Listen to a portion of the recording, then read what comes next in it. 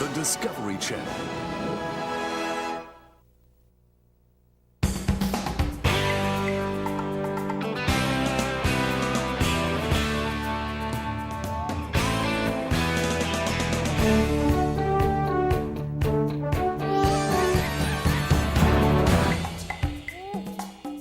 Discovery en la escuela. Conozcan la impactante verdad que se oculta detrás de una de las mayores fuerzas de la naturaleza en este episodio de Discovery en la escuela. Todo sobre la electricidad. Observen el peligroso trabajo de los operarios mientras reparan y revisan altos cables activos y visiten la represa Hoover, esa maravilla de la ingeniería civil. Finalmente, vean cómo trabajan algunas personas día y noche para cambiar todas esas bombillas de luz en Las Vegas. Y presten atención a las preguntas, actividades y recursos después de cada segmento. A continuación, realiza el siguiente cuestionario. ¿Cuáles fueron los dos factores que causaron el apagón de la ciudad de Nueva York en 1977? ¿Por qué un traje metálico protege a un operario contra descargas eléctricas? Discute el impacto provocado en tu ciudad por un apagón total. Considera las posibles consecuencias y explica las medidas de emergencia que deben tomarse. Discovery en la escuela presenta Todo sobre la electricidad, primera parte.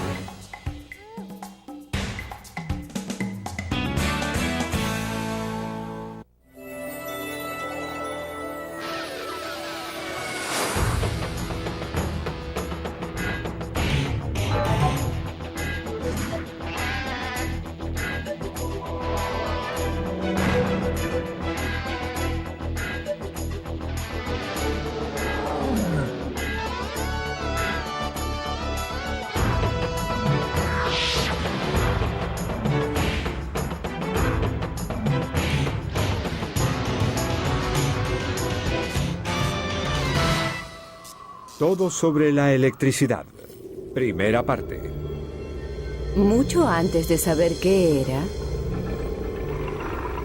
y mucho antes de controlarla, la electricidad ya fluía por nuestros cuerpos y descendía de los cielos. Debido a las tormentas eléctricas, hay un flujo constante de corriente hacia el interior de la Tierra que vuelve a salir cuando éstas desaparecen. Y durante ese proceso se genera un campo eléctrico en la atmósfera.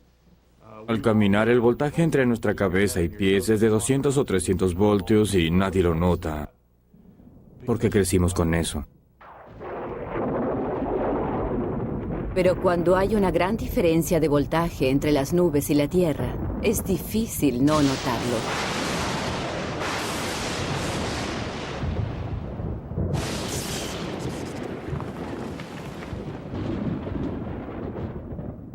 Benjamin Franklin también se sintió fascinado por ese fenómeno. De hecho, él inventó la designación de carga positiva y negativa.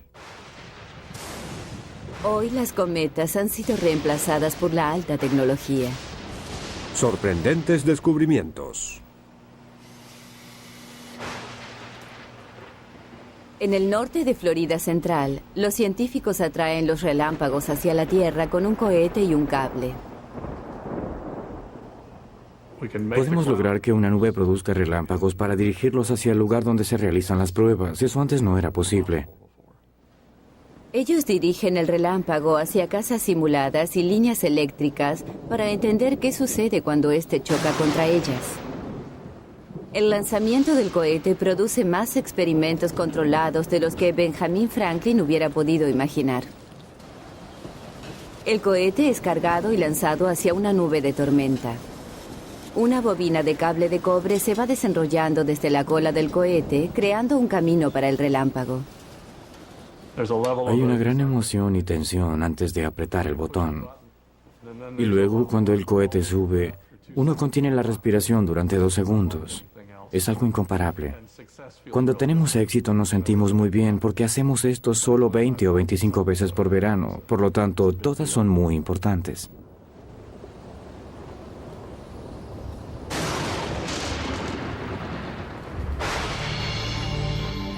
Es como el chispazo de un cohete cargado de electricidad.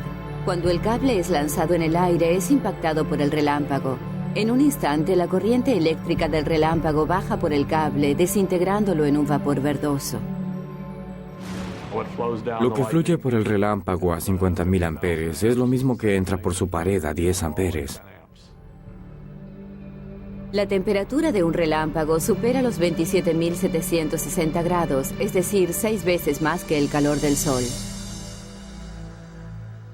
Todo ese calor y esa luz son generados por un sinnúmero de electrones forzados a moverse.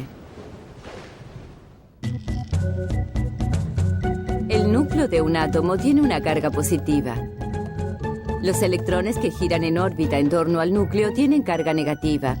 Cuando fluye la corriente eléctrica, los electrones son separados de los átomos y se mueven libremente. La electricidad es el flujo de una carga de energía y la mayor parte de esa carga fluye cuando los electrones se mueven. Cuando hay una cantidad excesiva de electrones, un objeto desarrolla una carga negativa total. La naturaleza equilibra las cosas produciendo iguales cargas positivas en alguna otra parte. La diferencia potencial entre las cargas se mide en voltios. La corriente eléctrica, desde la electricidad estática hasta los relámpagos, son electrones que se mueven de negativo a positivo. Parece más fácil producir chispas y relámpagos que no hacerlo. Cada vez que se frota un material contra otro material distinto, se producen chispas. El camino seguido por los electrones depende del material conductor.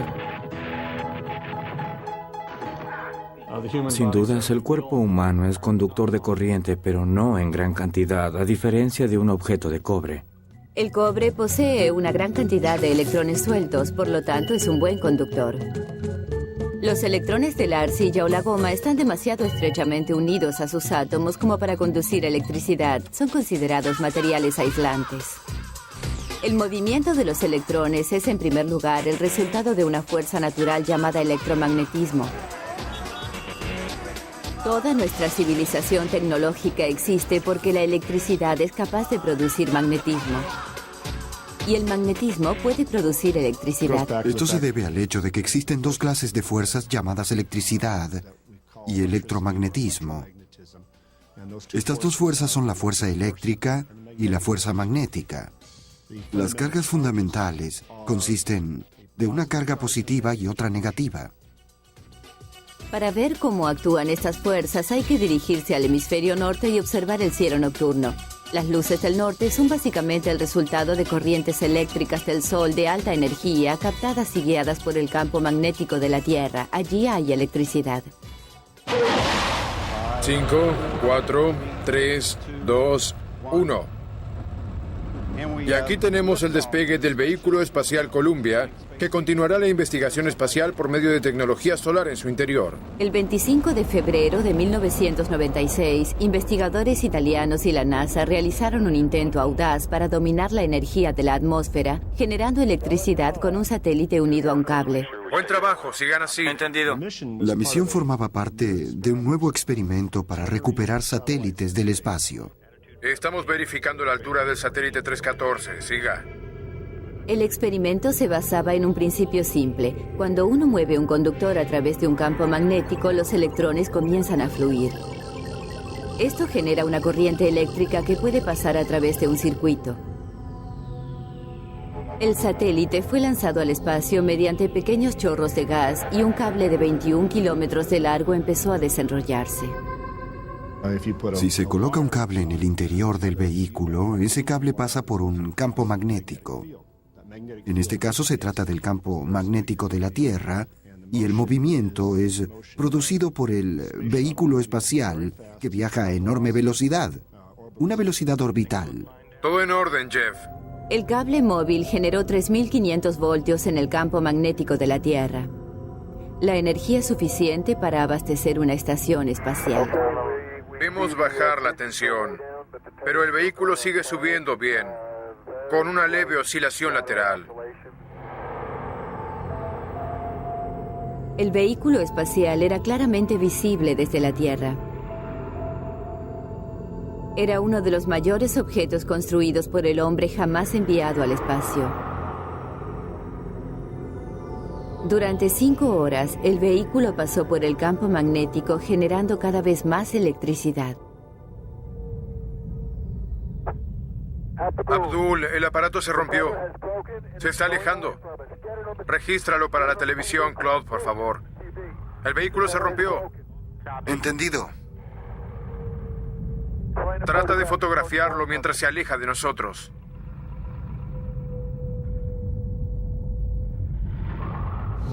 Al mirar hacia atrás, vimos que efectivamente el aparato se había roto.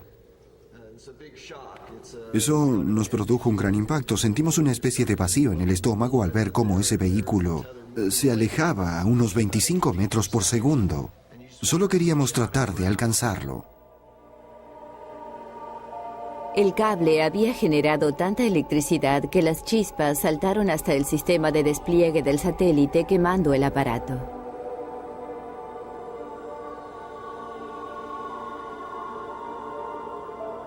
El satélite experimental, valuado en $440 millones, se fue alejando por el espacio. Sí, señor. Hay dinámicas que sería preferible no ver. Bien, hemos demostrado que es posible encerrar una gran cantidad de energía, pero lamentablemente también quedó demostrado que estos vehículos son capaces de lanzar un satélite a una órbita mucho más alta. La NASA volverá a ensayar este experimento, puesto que con el mismo sería posible lograr un sistema energético más confiable para las estaciones espaciales. Estamos tratando de ver si enviando corriente al interior del aparato en la dirección opuesta, podemos forzar la corriente en otra dirección y convertirlo en un dispositivo a propulsión. De este modo, la siguiente generación de vehículos espaciales podría utilizar dispositivos a propulsión eléctrica, como en Viaje a las Estrellas.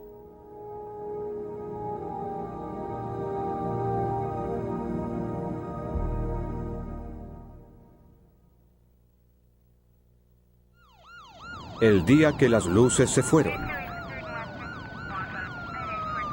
Tal vez notemos realmente la electricidad cuando no la tenemos. El 13 de julio de 1977, la ciudad de Nueva York sufrió un apagón. Durante 25 horas, los neoyorquinos carecieron de luz, ascensores y alarmas. Los relámpagos habían destruido líneas de energía al norte de la ciudad y los equipos de relevo de la compañía no funcionaban. Se requieren muchas cosas para hacer funcionar un sistema eléctrico, no solo maquinaria, sino también hombres, y el mantenimiento de estos sistemas cuesta mucho dinero. Las empresas de servicio deben cuidar sus líneas. Sobre la cuerda floja. En los Estados Unidos, el 98% de los hogares y comercios reciben energía de un vasto sistema eléctrico formado por una red de líneas eléctricas entretejidas como una malla.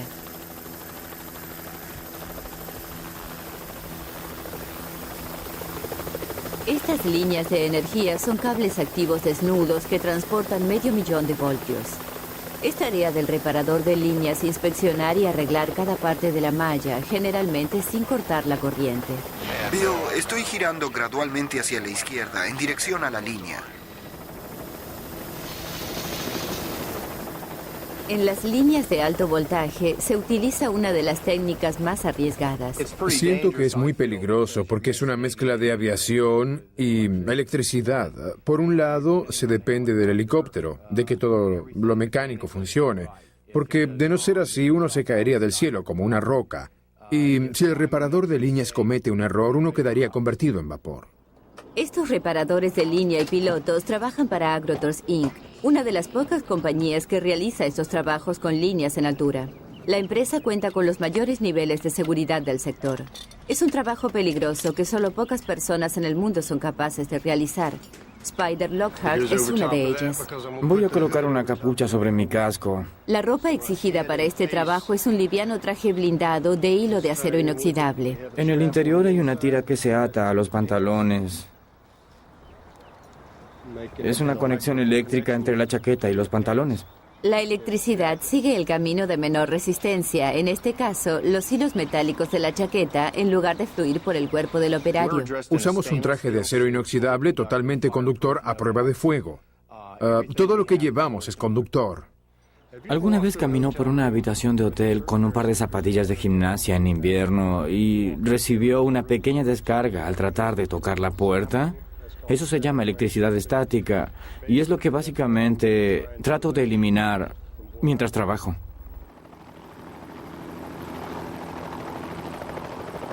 A lo largo de toda Norteamérica hay reparadores de líneas que arriesgan sus vidas cada día para mantener el suministro de energía. La peligrosa combinación entre helicópteros y líneas de electricidad se utiliza para ahorrar tiempo y dinero. Agrotors completa en pocas horas reparaciones que llevarían días con un equipo convencional en tierra. Bio, estamos buscando el número exacto de la estructura y cuando nos orientemos posiblemente debamos retroceder 1 o 2 secciones.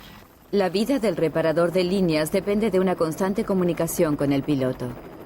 Esta es la sección que buscamos. Avanzaré y bajaré entre las 2 líneas de 500 kilowatts. Vamos a encontrar la parte dañada y prepararnos para empezar a trabajar. Si nos acercamos demasiado a una línea eléctrica y un árbol, la electricidad produciría un arco entre todos nosotros y esto podría provocar un cortocircuito en la línea que nos destruiría. Si la comunicación se interrumpe, ambos saben que algo salió mal. Un hecho crucial que Spider Lockhart aprendió con la experiencia. Cuando sentí pasar el voltaje a través de mi cuerpo desde el piso mecánico, supe que había cometido un error. En un momento así, ya es demasiado tarde para pensar en tus errores, pero yo lo supe apenas sentí eso. Había suficiente como para darme cuenta que me estaba matando y le grité al piloto que se alejara de la línea. Pero él no me escuchaba porque yo no podía abrir mi boca. La electricidad detuvo el corazón de Spider, pero un compañero lo revivió salvándole la vida. Vi a Spider tirado en la plataforma con una parte sobre y otra fuera de la misma y supe que algo estaba mal. Cuando llegó el helicóptero ni siquiera esperé a que aterrizara, salté sobre la plataforma y empecé a cortar los arneses de su cuerpo. Le cerré los ojos para hacerle masajes al corazón. Tardé algo más de 3 minutos en hacerlo reaccionar. Cuando Spider está suspendido en el aire sin apoyarse por lo tanto en nada, la electricidad lo considera como una parte del cable, pasando sin dañarlo sobre y no a través de su cuerpo. Si hubiera podido tomar un voltímetro para medir el voltaje, se habría comprobado que el helicóptero estaba bajo 500.000 voltios, pero esto no afectaba a sus tripulantes. La varilla metálica ofrece un paso controlado para la electricidad desde el cable hasta el helicóptero. Una vez establecido este paso, el reparador de líneas reemplaza la conexión eléctrica establecida por la varilla con grampas metálicas. Las grampas permiten al operario liberar sus manos para poder trabajar. Estaba trabajando en medio de los Everglades y sin darme cuenta rompí la unión. Cuando me acerqué al cable, se produjo un arco directamente hacia mi boca. Así que absorbí unos 500.000 voltios con mi nariz y mi boca, que arrancaron todas las amalgamas de mis dientes, cauterizaron mi nariz y me hicieron saltar del cinturón de seguridad debajo de la plataforma. Yacía de espaldas sobre ella. Estuve inconsciente por un tiempo que pareció muy largo, pero solo fueron unos segundos. Cuando se explican los peligros de la electricidad, se habla en primer lugar de la cantidad de voltaje. Pero lo que mata a una persona no es el alto voltaje, sino los amperes. La electricidad puede fluir por las líneas a 500.000 voltios, pero no necesariamente es mortal si el amperaje es muy bajo. Solo se requiere 1 ampere para detener el corazón. Piense en la electricidad fluyendo por los cables como si fuera agua. En una jeringa, el agua está bajo presión y sale con velocidad. Pero esa no es la mejor manera para apagar un incendio. Se necesita una manguera capaz de expulsar una gran cantidad de agua. La presión del agua es equivalente al voltaje de la electricidad. La cantidad de agua es como una corriente eléctrica y se mide en amperes. Las mediciones eléctricas se basan en el número de electrones. Una bombilla de luz que utiliza 1 ampere de corriente posee 16 quintillones de electrones moviéndose por segundo en un solo punto del cable. Y estos deben proceder de alguna parte.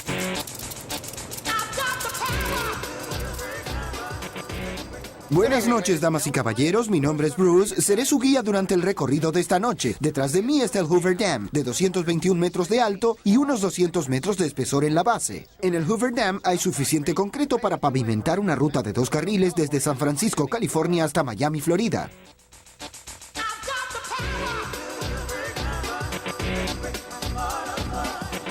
Damas y caballeros, durante el recorrido de esta noche deberán seguir algunas reglas. Si oyen campanas, silbatos, cuernos, sirenas o timbres, mírenme, si todavía estoy parado aquí, no se trata de una emergencia. Si se trata de una emergencia, sigan cuidadosamente estas instrucciones. No me pisoteen tratando de escapar. Yo tengo las llaves. La represa Hoover es una de las mayores obras de ingeniería del mundo. El dique tiene más de 200 metros de alto y forma un lago de 160 kilómetros de largo. Su finalidad es convertir la energía del agua que cae en energía eléctrica.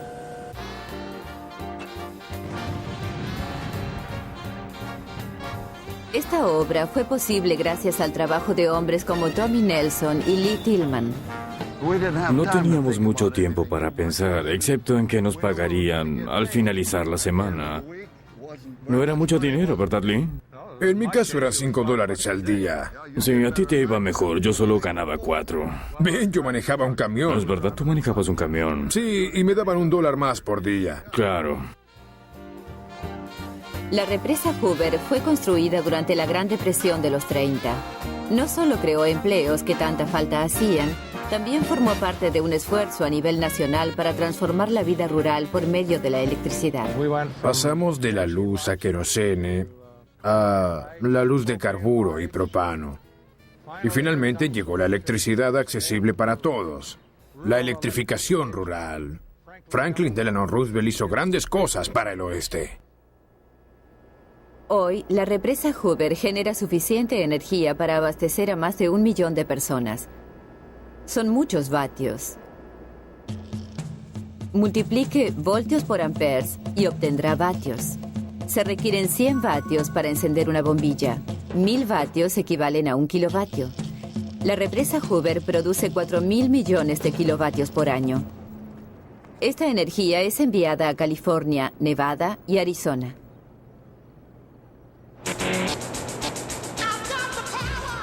Este es el ala de Arizona de la planta energética. Esta habitación es más grande que 2 manzanas de una ciudad. En este sector tenemos a 9 de nuestros generadores comerciales. Cada uno produce 16.500 voltios de corriente alterna. Cada generador puede abastecer de electricidad a una ciudad de 100.000 habitantes.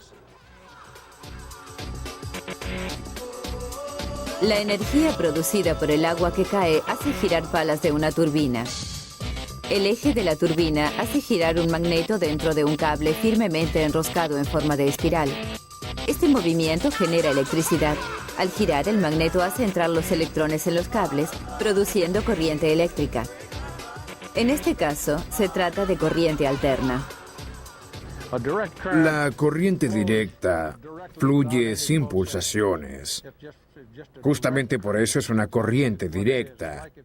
Es como abrir un tubo y dejar correr el agua en una dirección. Eso es una corriente directa literalmente.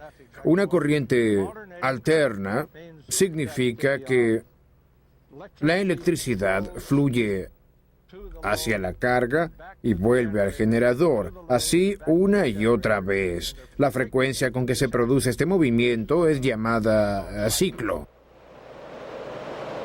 Los generadores producen 16.500 voltios de electricidad. Antes de salir de la planta, el voltaje de la electricidad se incrementa o eleva hasta 230.000 voltios para recorrer una larga distancia.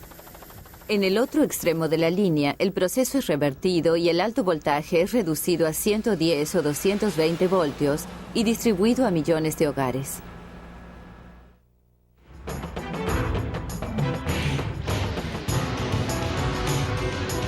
Todo sobre la electricidad. Fin de la primera parte. A continuación, las respuestas de Todo sobre la electricidad, primera parte. El apagón de la ciudad de Nueva York fue provocado por relámpagos que destruyeron líneas eléctricas y por una deficiente instalación de relevo. El traje metálico de un reparador de cables es mejor conductor de electricidad que el cuerpo humano. Dado que la corriente eléctrica sigue el camino de menor resistencia, esta fluye por el traje en lugar de pasar a través de la persona. Realiza esta actividad en tu clase.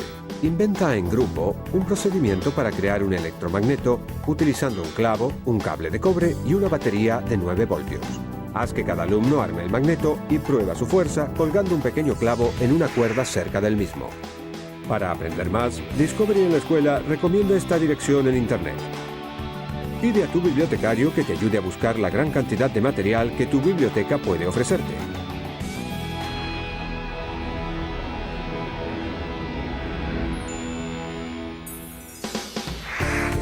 A continuación, estudia y discute las respuestas para Todo sobre la electricidad, segunda parte. ¿Cuál es el lugar más iluminado visto desde el espacio realizado por el hombre? ¿Por qué el parque de diversiones de Coney Island fue llamado el paraíso eléctrico? Discute la tecnología empleada para el brazo mioeléctrico Utah. ¿Cuáles serían las mejoras necesarias para que estos dispositivos se conviertan en reemplazos adecuados de miembros humanos? Discovery en la Escuela presenta Todo sobre la electricidad, segunda parte.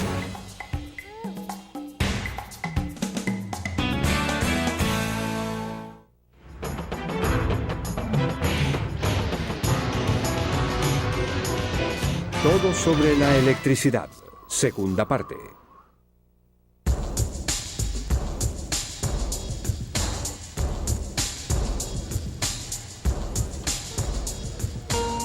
Las Vegas.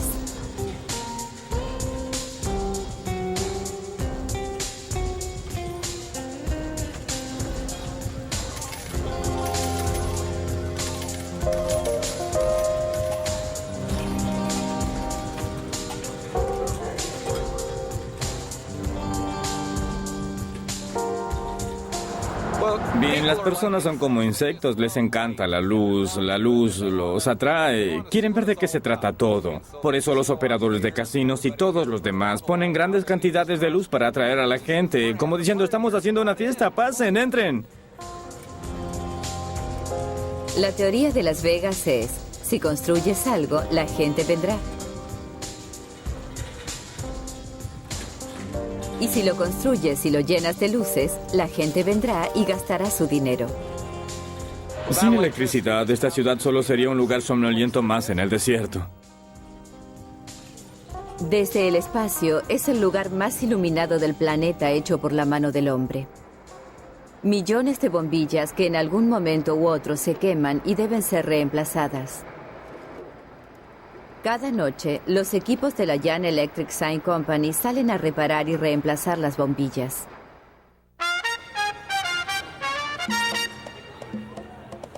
Uno de sus mayores trabajos es el Fremont Street Experience.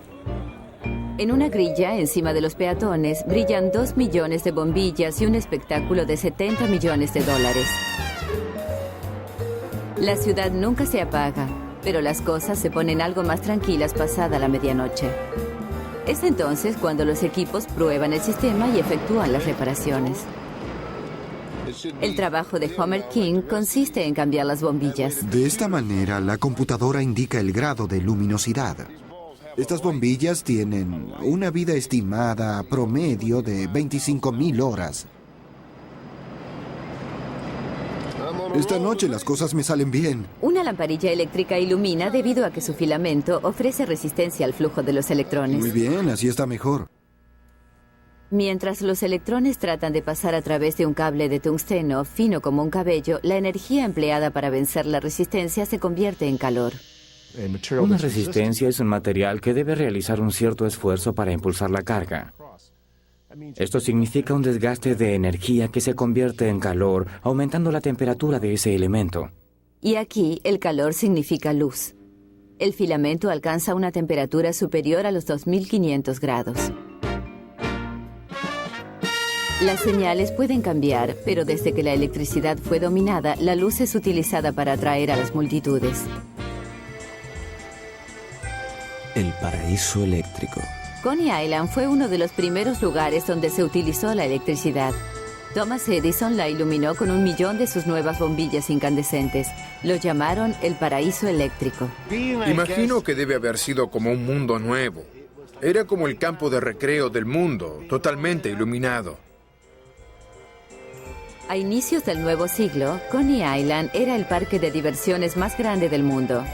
Charles Dickens, Mark Twain, Sigmund Freud, Herman Melville y Walt Whitman estuvieron entre los miles que llegaban para observar el funcionamiento de la mágica luz eléctrica. Sin electricidad, Coney Island no hubiera sido Coney Island. Si se recuerda con exactitud, la electricidad hizo su debut en Coney Island. Coney es luz. Coney es movimiento. Coney es eléctrica.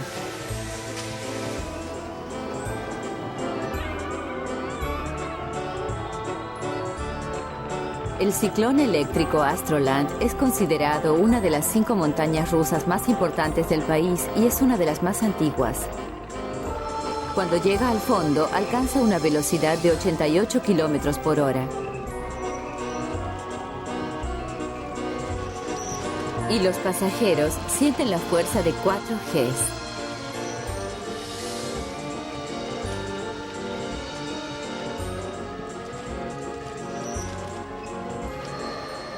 Durante los últimos 70 años, este motor eléctrico hizo posible todo esto, llevando el tren de 7 toneladas hasta la cima de la colina. Un motor eléctrico es un generador invertido que convierte la electricidad en movimiento en lugar del principio contrario. El motor está conectado a una correa que hace girar una rueda de 4,5 metros para tirar la cadena. Es un sistema potente. Cuando la montaña rusa sube rechinando la colina, el motor utiliza 600 amperes, la electricidad suficiente para abastecer 3 hogares modernos.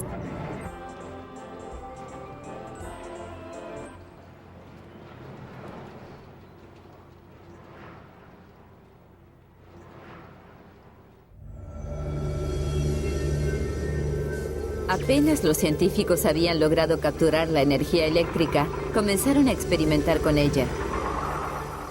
Luigi Galvani, un anatomista italiano, hizo novedosos descubrimientos en 1780. Galvani realizó mediciones de relámpagos. Tomó unas patas de rana y mostró que cuando relampagueaba, se retorcían. Así demostró que los relámpagos forman un campo eléctrico que produce voltaje en las patas de rana. ¡Enciéndelo!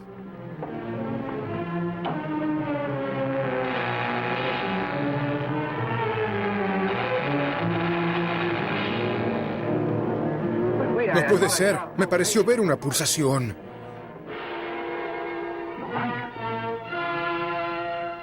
Dr. Branch está empezando a respirar.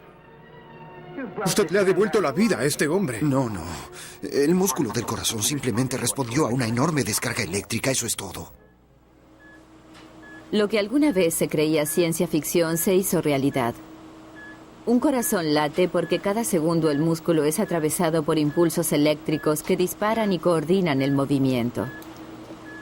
Estas señales envían vibraciones a través del tejido del cuerpo hasta la piel, donde pueden ser detectados por sensores metálicos y registrados como un electrocardiograma, una escritura eléctrica que permite a los médicos monitorear constantemente el latido del corazón. La electricidad y los impulsos eléctricos están en todo el cuerpo. La electricidad en nuestros cuerpos es creada por reacciones químicas de las células. Los movimientos de expulsión del corazón son producidos por estas pequeñas corrientes eléctricas que pasan desde afuera hasta el interior de las células cada vez que el corazón late. El Dr. Hugh Calkins es un electrofisiólogo de la Johns Hopkins University. Utiliza la electricidad para tratar y curar deficiencias eléctricas del corazón. Hoy está implantando un dispositivo en un paciente que sufre de una enfermedad que acelera demasiado su corazón. El corazón requiere una cierta cantidad de tiempo para expulsar la sangre y también para hacerla entrar nuevamente. Por lo tanto, si lo hace muy rápidamente en lugar de rítmicamente, quedará literalmente temblando y la sangre no fluirá a través del cuerpo. En segundos, uno se desmaya y minutos después, uno estará muerto. Para restaurar el latido del corazón de la víctima se requiere una descarga eléctrica. Al colocarlo sobre el cuerpo, observará con lo que se llama un rápido vistazo que actúan como una antena. Podrá observar el ritmo del corazón y si este no es correcto, si hay una fibrilación ventricular, puede proceder a la descarga.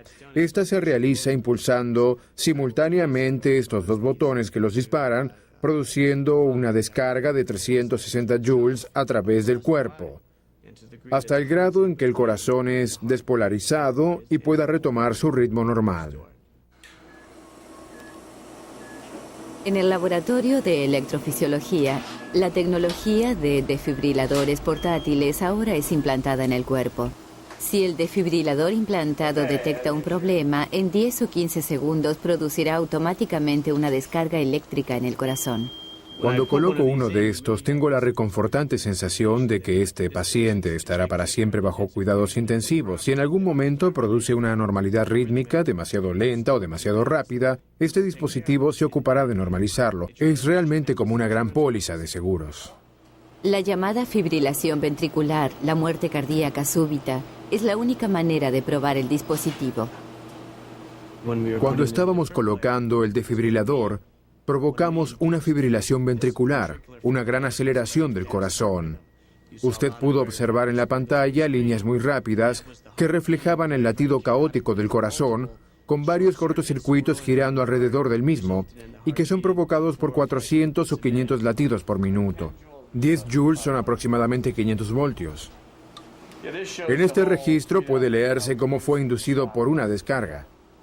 Como podrá observar, toma unos 8 segundos cargar el dispositivo y reducir ese ritmo. El tema es cómo adaptar el desfibrilador implantable para que distribuya el nivel más bajo de energía y el corazón pueda recuperar su ritmo normal. Cada vez hay mayor entusiasmo acerca de los beneficios de la electricidad. Durante muchos años se debatió extensamente si era mejor tratar a los pacientes con una muerte cardíaca súbita con medicación o desfibriladores. Ahora disponemos de estudios que demuestran que los desfibriladores son mejores que los medicamentos, al menos que los actuales. En este caso ganó la electricidad. La electricidad es mejor.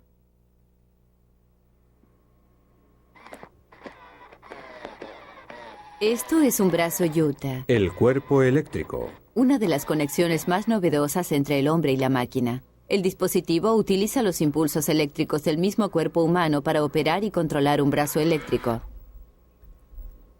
John Migueles trabaja con amputados enseñándoles cómo utilizar y operar el brazo mioeléctrico. En este momento hay una competencia entre el trasplante de miembros y los electrónicos. Comenzamos con una piel de siliconas y en el interior hay motores eléctricos que controlan el abrir y cerrar de los dedos. Además, aquí colocamos con frecuencia un motor eléctrico para la rotación de la muñeca, pronador y supinador. Y también tenemos un motor eléctrico aquí para esta transmisión, como podrá observar, que controla la flexión y la extensión del codo. La microcomputadora está colocada justo aquí y procesa toda esta información. Una de las cosas buenas de la mano es que posee una gran fuerza prensil de más de 10 kilogramos. Por eso hay que ser muy cuidadoso al hacer las cosas. Bob Goodman controla su brazo biónico contrayendo sus bíceps y sus tríceps. Me agrada tomar la mano de mi hermano y apretarla y mirar sus ojos. Tal vez sea un poco de contacto biónico. Irónicamente, su brazo fue destruido por la electricidad. Estaba sobre un techo quitando una antena de televisión cuando algo salió mal. La antena se hizo muy pesada e hizo contacto con líneas de alto voltaje detrás de nosotros, de unos 12.500 voltios. Yo estaba sobre una escalera de aluminio que alcanzó una temperatura muy alta, quemándome la pierna. Afortunadamente fui arrojado de la escalera y me caí al piso, porque algunos médicos piensan Bien, con ese voltaje, su corazón probablemente se detuvo.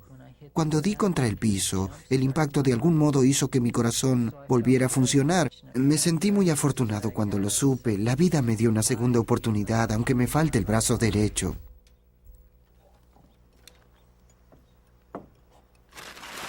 Cuando el cerebro envía una señal eléctrica para flexionar el músculo del brazo, la señal o impulso es interceptado en el sitio del músculo por electrodos o sensores de piel.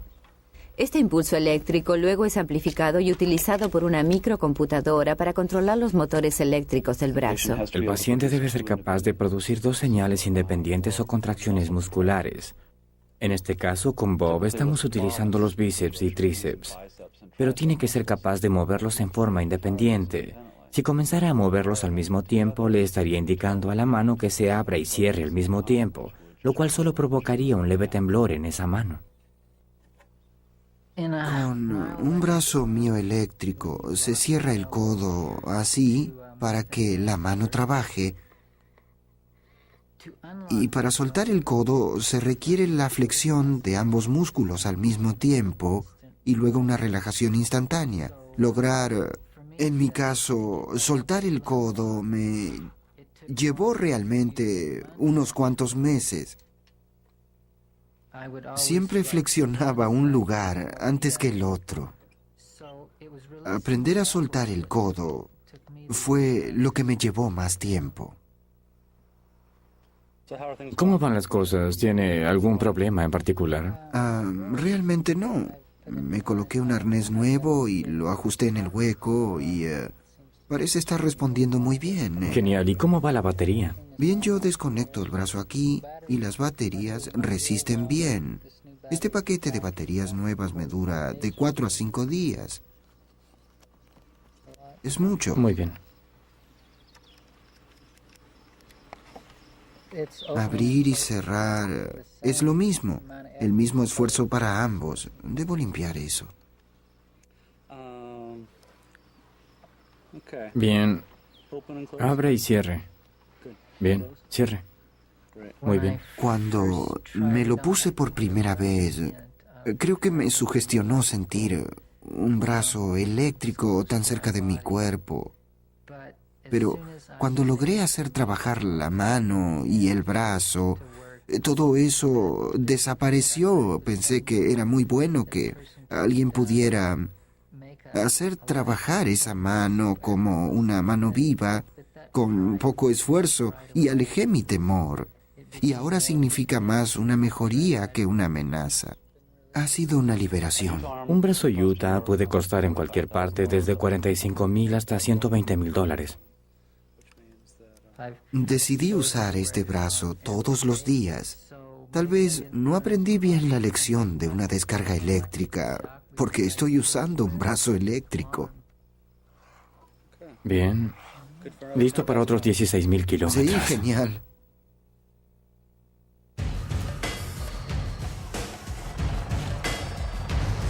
El mundo moderno sería inconcebible sin electricidad.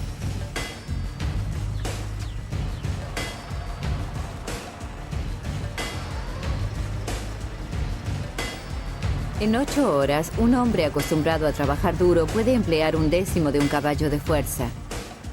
Pero la misma cantidad de trabajo puede ser realizado por un motor eléctrico en una fracción de ese tiempo.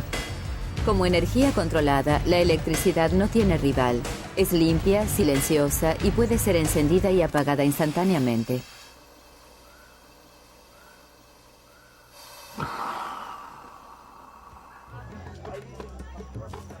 En todo el mundo aún existen 2.000 millones de personas que carecen de energía eléctrica.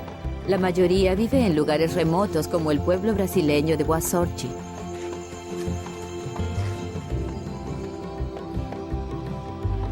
Demasiado aislados para recibir energía de la red nacional, sus habitantes vivían sin los inventos eléctricos del siglo XX y sin sus beneficios, como las vacunas que necesitan refrigeración.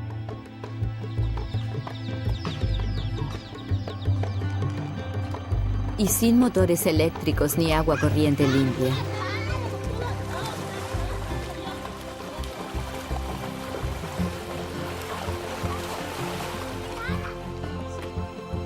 Las personas del pueblo recibían agua contaminada traída por cañerías desde los manantiales hasta el pozo local. El único agua limpia estaba bajo tierra a gran profundidad. Se necesitaba una bomba eléctrica para traerlo a la superficie. Para resolver este problema, los gobiernos de Brasil y Estados Unidos unieron sus fuerzas para proveer electricidad por medio de la energía solar. Levantar postes y líneas eléctricas es tan costoso que en realidad aquí es mucho más económico utilizar energía fotovoltaica en lugar de los combustibles tradicionales. Las células fotovoltaicas o paneles solares transforman la energía irradiada por el sol en electricidad. Una energía limpia y renovable a la que pueblos como este pueden acceder. El ingeniero Roger Taylor forma parte de esta iniciativa de electrificación en Brasil. En este pueblo en particular, todo va a cambiar cuando puedan acceder a la escuela de noche. La clínica estará en condiciones de almacenar vacunas y de proveer más servicios sanitarios puntuales. El sistema de bombeo de agua suministrará un agua muy pura, limpia y filtrada, puesto que es extraída a una gran profundidad. El esfuerzo combinado establecerá aquí 4 sistemas diferentes. El mayor proveerá una bomba eléctrica para el pozo. Bombear agua requiere una gran cantidad de energía. Además, en este caso, el pozo es muy profundo. Aquí está el pozo y colocaremos la bomba a 100 metros de profundidad, por lo tanto, se necesitará mucha energía para traer el agua a la superficie. Cuando un panel solar es expuesto al sol, los materiales en su interior liberan electrones y producen electricidad. En Boa Sorte, los paneles se conectan a una bomba. Cuando el sistema esté instalado, habrá corriente eléctrica y agua. El 26 de mayo de 1997, el pueblo conectó la energía eléctrica.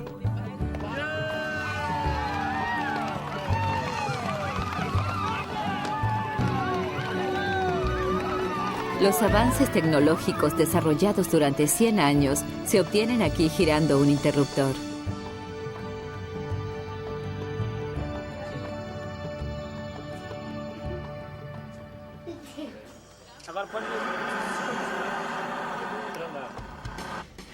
Cuando puedan tener el nivel de vida básico como el que disfruta mucha gente en el mundo, será muy interesante ver cómo evolucionarán sus vidas y su cultura a partir de ahí.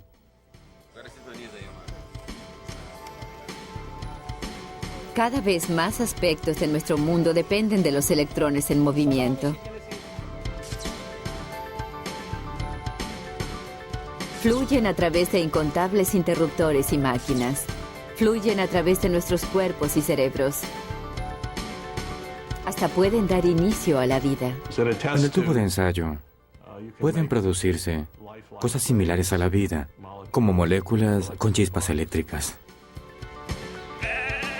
Cuando los investigadores de Escocia clonaron una oveja llamada Dolly, utilizaron una pequeña chispa eléctrica para fusionar células y hacer crecer un huevo en el embrión.